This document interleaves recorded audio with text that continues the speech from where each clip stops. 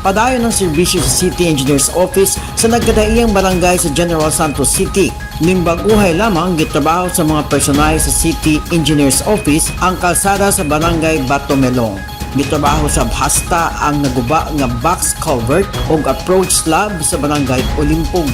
Nagpahigayon sab og road rehabilitation work sa barangay Labangal ug barangay Kalumpang isip kabahin sa ilang regular nga maintenance program.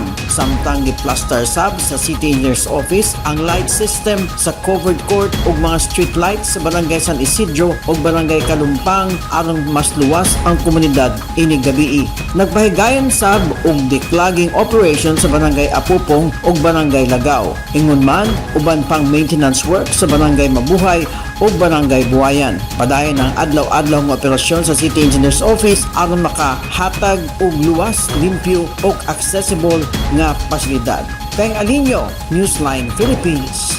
Stay safe!